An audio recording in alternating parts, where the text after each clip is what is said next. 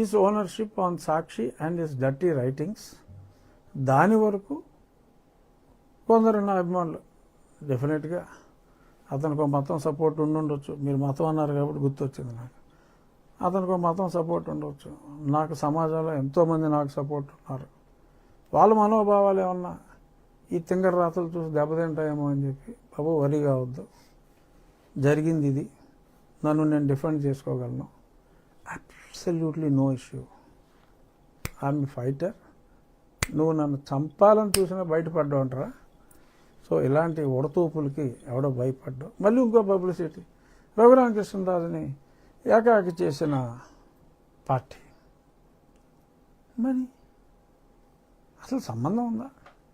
అసలు ఈ మ్యాటర్ ఏంటి? ఏకాకి చేయటం ఏంటి? అంటే ఏం చేసేయాలి?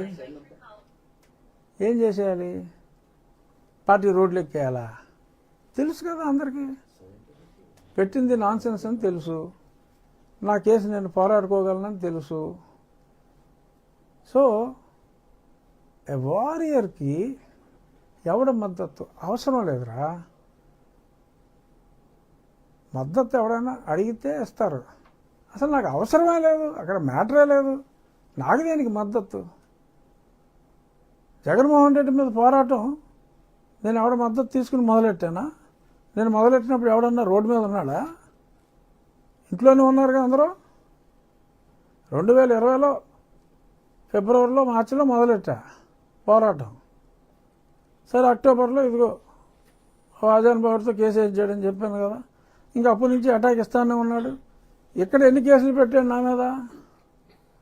ఒకసారి ఊరు వస్తున్నాను రా అంటే 4 SC ST కేసులు పెట్టాడు నా మీద.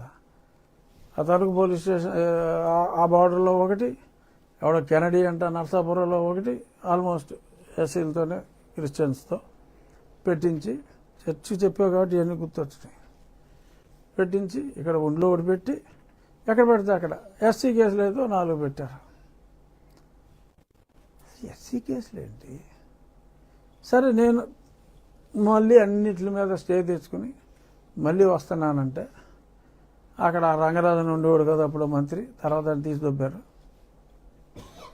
ఆడే సోడా బుడ్లు పెట్టి సోడాలు ఇసిరేసి కొట్టాలని చెప్పి అంతా స్కెచ్ చేసుకున్నాడు. సరే చూద్దాంలే, అప్పటికి నాకు CRPF వచ్చేసింది అనుకుంటే ఇంకో 4 కేసులు పెట్టాడు.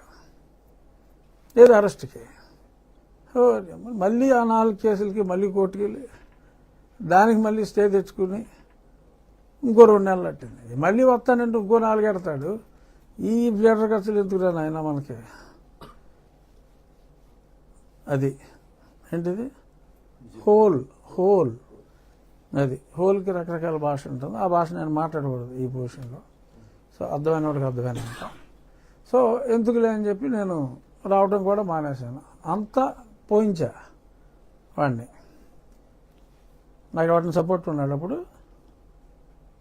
2 years ఒంటరి పోరాటం చేశా. నాకు ఇప్పుడు నా పార్టీ సపోర్ట్ అవసరమా? నాకెందుకు సపోర్టు? నాకు లేదని మై సన్స్ ఎందుకు బాధపడతారు? దేని బాధపడతారు? రఘురామకృష్ణరాజు ఒంటరి. I feel proud. నాకు నచ్చిదే ఒంటరి పోరాటం. జగన్మోహన్ రెడ్డిని ఓడించాలనే ఏకైక లక్ష్యంతో పోరాడా.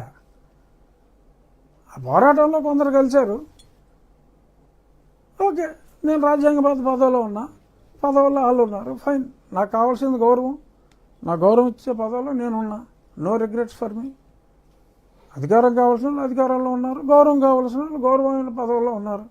నేను సంతోషంగా ఉన్నా. నాకే పార్టీ సహాయం అవసరం లేదు. ఎందుకు? తప్పు చేస్తే ఏమంటే హెల్ప్ చేయండి అని అడగాలి. తప్పక ఏ తప్పు చేశాను? నేను హ్యాపీగా ఉన్నాను, తప్పు చేయలేదు కాబట్టి. సో వాళ్ళు అదొక ప్రయత్నం. అంటే ఏది? నాకు ఏదో పార్టీ లీడర్షిప్కి గ్యాప్ క్రియేట్ చేయాలని. అరే నాకు నచ్చిన పదవిలో నేనున్నా, నాకు నచ్చంత సానుభూతి. సో కాబట్టి సంతోషంగా ఉన్నాను నేను.